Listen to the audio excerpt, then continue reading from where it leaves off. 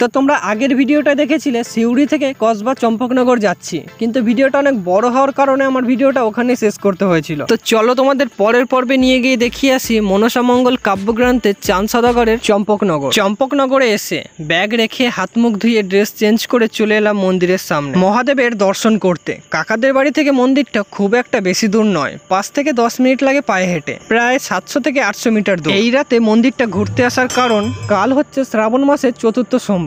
ভক্তদের ভিড়ে কাল হয়তো তোমাদের মন্দির দর্শন করাতে পারবো না, তাই এই রাতেই তোমাদেরকে পুরোটা দেখিয়ে দিই। এই মন্দিরের থেকে শিবলিঙ্গটা একটু নিচেই করা হয়েছে, যা পাতাল শিব মন্দিরের মতো। আর এই শিবলিঙ্গটা অনেকটাই বড় রয়েছে, যা দেখে মনে হয় 6 ফিট হবে। আমি কাকাকে জিজ্ঞাসা করলাম যাদের হাইট শর্ট তারা মাথায় জল কি করে ঢালে। কাকা বলে দিল যে জল ঢালার সময় একটা সিঁড়িরও নাকি ব্যবস্থা রয়েছে। এখানকার লোকমুখে পরিচালিত এই শিবলিঙ্গটা এতটাই জাগ্রত যে শিবলিঙ্গটাকে কেউ যদি জড়িয়ে ধরতে চায় তো শিবলিঙ্গটা নাকি বেড়ে যায়। এখানে কিছুক্ষণ বসে নেওয়ার পর পূজারি সেই কাকাটার মুখ থেকে শুনে নিলাম এখানকার নানান ইতিহাস। যা শোনার পর আমি আবার পিছিয়ে গেলাম 900 থেকে 1000 বছর পুরনো সেই মনসামঙ্গল কাব্যগ্রন্থে। এই বড় শিবলিঙ্গটার পাশে রয়েছে ছোট একটা শিবলিঙ্গ, তার পাশে রয়েছে নন্দী। এই শিবলিঙ্গে জল ঢালার পর কারো কোনো মনস্কামনা থাকলে এই নন্দীর কানের কাছে গিয়ে নাকি বলতে হয়।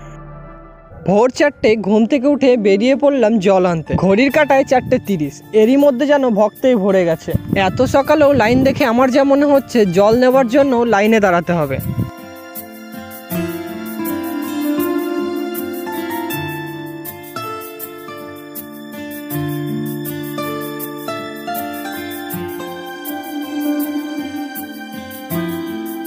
এই সেই অতীতের দামোদর নদী, যেখান থেকে একটা শাখা গাঙ্গুর নদী বেরিয়ে আবার এই দামোদরেই মিশে গেছিল।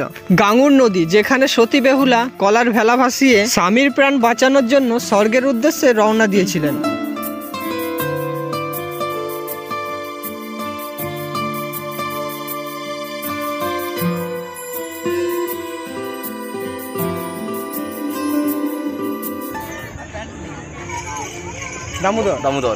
দামোদরে জল ভরতে চলে এসছে।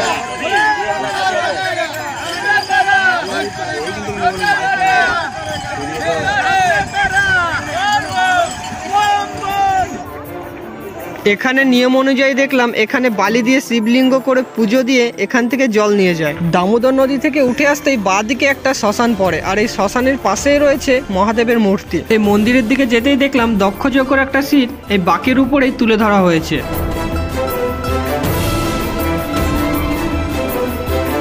এখানে এসে দেখছি ছোটখাটো দোকানও রয়েছে। দূর থেকে যারা এসছে তাদের জন্য ফুল বেলপাতারও ব্যবস্থা রয়েছে। ঘড়ির কাঁটা এখন সকাল 6টা। এরই মধ্যে ভক্তগণে আস্তে আস্তে ভিড় করা শুরু করে দিয়েছে। এত ভোরে উঠে জল আনতে যাওয়ার কারণই হলো এটা, যাতে সময় করে জলটা ঢেলে তোমাদের পুরো চম্পকনগরটা ঘুরিয়ে দেখাতে পারি। এই ভিড়ের কারণেই কাল রাতে আমি মন্দিরের ভেতরটা তোমাদেরকে ঘুরিয়ে দেখিয়েছিলাম। এই সেই রামেশ্বর শিবলিঙ্গ, যা প্রায় 1000 বছর আগে চাঁদ সওদাগর নিজের হাতেই প্রতিষ্ঠিত করেছিল। চাঁদ সওদাগর বাণিজ্য করতে যাওয়ার আগে ও আসার পর নিজের হাতেই পুজো করতেন। এখানে মোট 2টো শিবলিঙ্গ রয়েছে, এক রামেশ্বর, 2 হচ্ছে বানেশ্বর। তো চলো তোমাদের সেই বানেশ্বর শিবলিঙ্গর কাছে নিয়ে যাই। আকারে শিবলিঙ্গটা নাকি একটা তাল গাছের সমান। এই বট গাছের নিচে রয়েছে বানেশ্বর মাথাফাটা শিবলিঙ্গ। এই শিবলিঙ্গটা নাকি একটা তাল গাছের সমান বড় ছিল, যে পূজারী সে তাল গাছের উপরে উঠে পুজো করত। আর এই শিবলিঙ্গের মাথায় ছিল একটা মণি, যেটা কালাপাহাড় এক সাধুর ব্যক্তি মনে লালসা জন্মায়। কোন একদিন রাতে সে এসে শিবলিঙ্গের মাথা ফাটিয়ে মণি বের করে নেয়, আর সাথে সাথে তার মৃত্যু হয়। আর এই মাথা ফাটা শিবলিঙ্গ থেকে এতটাই রক্তক্ষরণ হয়েছিল যে পুকুরের জলে সেই রক্তে এসে মিলিত হয়ে গেছিল। তারপর থেকে নাকি এই পুকুরের জল লাল হয়ে থাকতো। এখন সংস্কার করার পর এই পুকুরের জল আবার পুনরায় নর্মাল হয়ে গেছে। এখানকার লোকেরা বলেন এখনো নাকি এই পুকুরের জল ভক্তি হিসাবে পান করলে বহু রোগ ব্যাধি ভালো হয়ে যায়।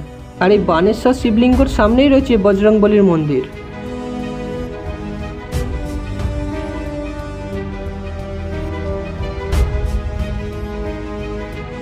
আর তারই পাশে রয়েছে মা মনসার মন্দির।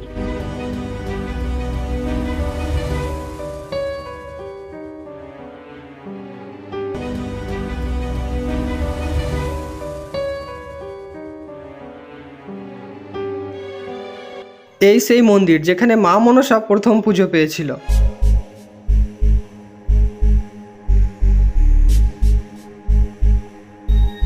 বেহুলার স্বামী লক্ষিন্দর যখন কালনাগিনীর দংশনে মারা যায় তখন স্বামীর মৃতদেহকে নিয়ে বেরিয়ে পড়ে ভেলায় করে গাঙ্গুর নদী ধরে স্বর্গলোকের উদ্দেশ্যে। স্বর্গে মা মনসাকে তুষ্ট করে ফিরে আসে চম্পকনগরে, এই প্রতিশ্রুতি দিয়ে যে তিনি তার শ্বশুর চন্দ্রধর বণিককে দিয়ে মনসা পুজো করাবেন। পুত্রবধূর কথায় চাঁদ সদাগর রাজি হয়ে যায়, কিন্তু শর্ত দেয় যেহেতু আমি ডান হাতে শিবের পুজো করি তাই ডান হাতে আমি অন্য কারো পুজো করব না, করব বা হাতে। সেই শর্তে বেহুলা রাজি হয়ে যায় এবং মা মনসার পুজো বা হাতেই সম্পূর্ণ হয়। সেই থেকে পৃথিবীতে চালু হয় মা মনসার পুজো।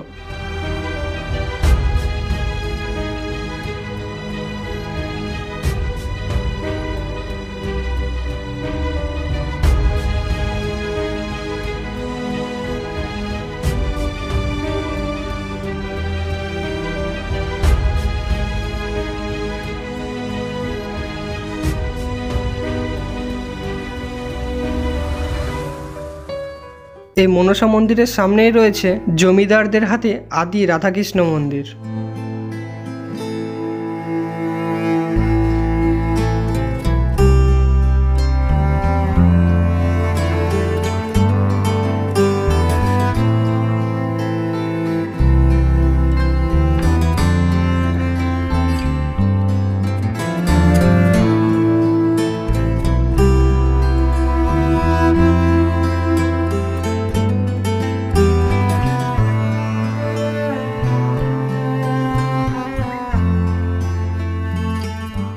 যেতে যেতে কাকার মুখে শুনে নিলাম এখানে সারা বছরই নাকি পুজো হয়, কিন্তু শিবরাত্রি নীল পুজো আর শ্রাবণ মাসে জল ঢালাটা একটু বেশিই ধুমধাম করে হয়। ধোপা, নাপিত, বণিক, কর্মকার এই চার জাতির এখানে মাটি খোঁড়া নিষেধ। এই মন্দির পরিসর এলাকার মধ্যে মাংস, ডিম ও মদ্যপান পুরোপুরিভাবে নিষিদ্ধ। নমো পার্বতী পতে হর হর মহাদেব। এটা হচ্ছে মা সরস্বতী তলার মন্দির।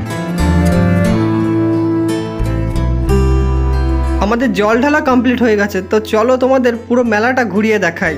এই রথটা নাকি কাটোয়া থেকে এসছে।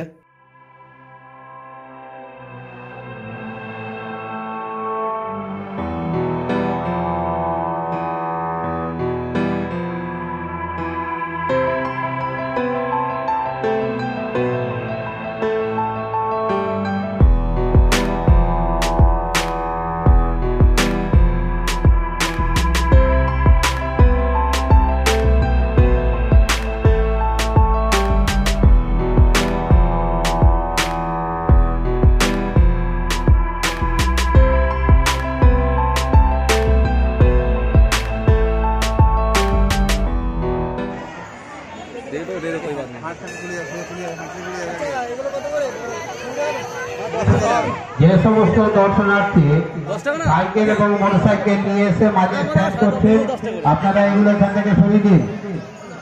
এখানে ভিড় করবেন। মহাদেবের জন্য একটা নিকশন তো ছোট ছোট গুলো পাচ্ছি নি তো। না তুমি এটা বন্ধ, আমারটা বন্ধ।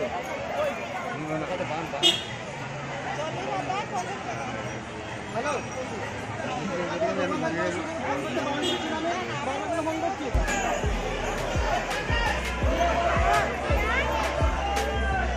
এই মেলাতে ছিল খুব সুন্দর সুন্দর মালা, কিন্তু আমি নিয়ে নিলাম ধাগা।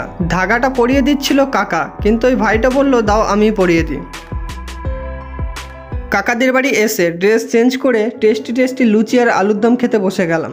খাওয়া দাওয়ার পর আবার বেরিয়ে যাব সেই মন্দিরের দিকে।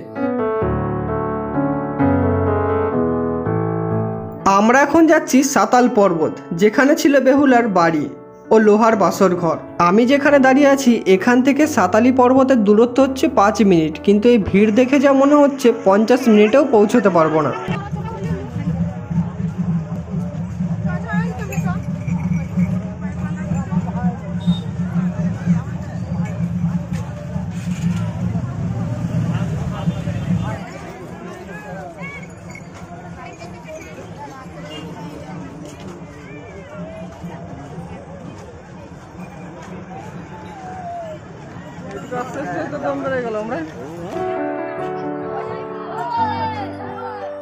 এতটা ভিড় আর এতটা রাস্তা পের করে আস্তে আস্তে 2-3টাকে নিচে পড়ে থাকতে দেখলাম। এই একজন না খেয়ে উপোস করা, আর আজ রোদের যা টেম্পারেচার 2-3 জন তো মাথা ঘুরে পড়বেই। তোমরাই দেখে বলো সকাল 6টার ভিড়টা আর এখনকার ভিড়টা আকাশ আর পাতাল তফাৎ। তো চলো তোমাদের এবার ভেতরে গিয়ে চারিদিকটা ঘুরিয়ে দেখাই।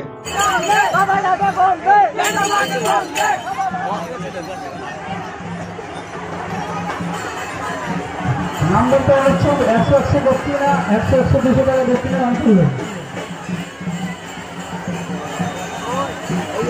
ভরতপুর সুরত মেটে আপনাকে আপনার খোঁজ করছে ভরতপুর সুরত মেটে ভরতপুর সুরত মেটে আপনাকে আপনার খোঁজ করছে ভরতপুর মেটে ভরতপুর সুরত মেটে আপনাকে আপনার লোক করছে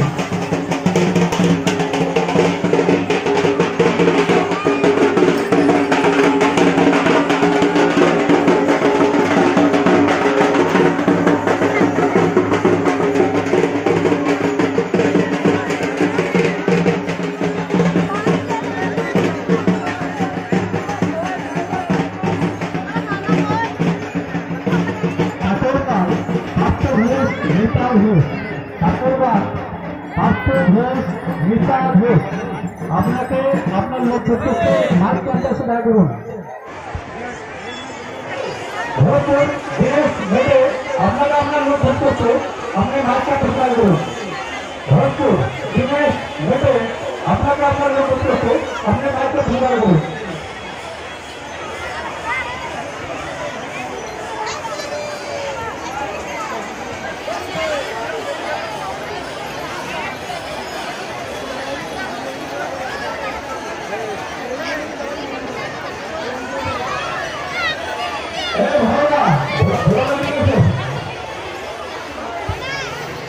এই সাতালি পর্বত যাওয়ার পথেই পেয়ে গেলাম কেদারনাথের দর্শন, যা পুরোটা থার্মোকল দিয়ে তৈরি, দেখতে অসাধারণ লাগছে। আজ রোদের টেম্পারেচার হাই, চোখের সামনে কোথাও জল দেখতে পেলাম না, তাই নিয়ে নিলাম আইসক্রিম। তো চলো সাতালি পর্বতের দিকে যাওয়া যাক। এটা দেখে আমার কোনো পর্বত মনে হচ্ছে না, কিন্তু চারিদিকের থেকে এটা একটু উঁচুতেই রয়েছে। এখানকার লোকমুখে প্রচলিত যে বাকি অংশটা নাকি মাটির নিচেই বসে গেছে। তো চলো ওপরে গিয়ে দেখা যাক বেহুলার বাড়ি ও বেহুলার ব্যবহারকারী শিল।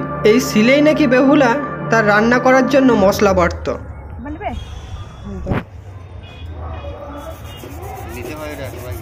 মশলা দিয়ে দিচ্ছে নাকি?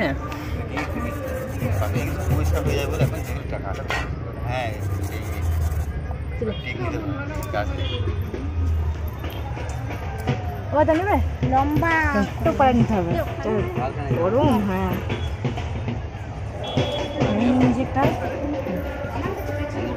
ওই যে এই পুকুরটা নাকি মার কোনটায় পড়তো?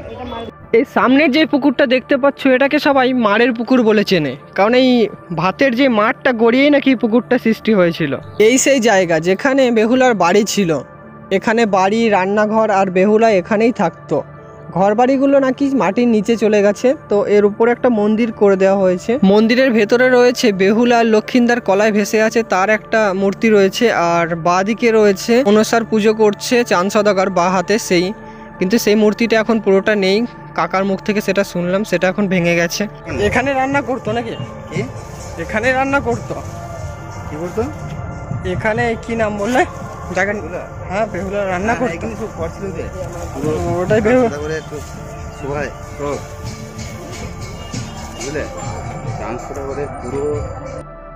দেবী মনসার পুজো করতে রাজি না হয় কোপে পড়ে যায় চাঁদ সওদাগর। বেহুলা ও লক্ষিন্দরের বিয়ের পরের দিনই চম্পকনগরে তৈরি করে বিশ্বকর্মাকে দিয়ে এক লোহার বাসর ঘর, যার কোনো দরজা জানালা ছিল না। কিন্তু দেবী মনসার আদেশে বিশ্বকর্মা সেই ঘরে একটি ছিদ্র রেখে দেয়, আর সেই ছিদ্র দিয়ে প্রবেশ করে কালনাগিনী। কালনাগিনীর দংশন করে লক্ষিন্দরের পায়ে। লক্ষিন্দরের চিৎকারে বেহুলা ঘুম থেকে উঠে দেখে ওই ছিদ্র দিয়ে একটি সাপকে বেরিয়ে যেতে। বেহুলা তখন হাতের জাতাটি সাপটিকে লক্ষ্য করে ছুঁড়ে মারে। জাতির আঘাতে সাপটির লেজের কিছুটা অংশ কাটা পড়ে, আর ওই বাসর রাতেই মারা যায় লক্ষিন্দর। অলৌকিক কাহিনী অনুসারে বিয়ের পরের দিন স্বামী স্ত্রী এখনো একসাথে থাকে না, সেই দিনটাকে বলা হয় কাল রাত্রি। ভিআইপি আমাদের ভিআইপি রাকেশ মজুমদার, দেখুন ভিআইপি ঘেমে ভিজে গেছে একবারে।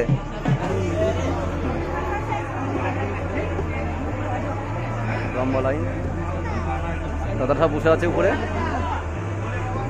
রান্না বান্না হচ্ছে, এখন তৈরি হচ্ছে মহাপ্রসাদ। এখানে যত ভক্তগণ আছে সবার জন্যই প্রসাদের ব্যবস্থা করা হয়েছে। এখানে আরও একটা অবাস্তব কথা শুনলাম। এই খাবারের এঁঠো থালা বা প্রসাদের পাতা এগুলো নাকি হাতে পরিষ্কার করতে হয় না, পরের দিন ঝড় বা বৃষ্টিতে সব পরিষ্কার হয়ে যায়। মনসা মঙ্গল কাব্য যেসব শুনেছিলাম বা পড়েছিলাম সেটা আজ কাছ থেকে এসে দেখে গেলাম, আর তোমাদেরকে এই অজানা কিছু কাহিনী 6 ইঞ্চি স্ক্রিনে শেয়ার করলাম। মনসা মঙ্গল কাব্যর এই প্রাচীন তথ্যগুলো তোমাদের কেমন লাগলো অবশ্যই জানাবে। থ্যাঙ্কস ফর ওয়াচিং ফ্রেন্ড, এতক্ষণ ভিডিওটা দেখার জন্য আর সঙ্গে থাকার জন্য।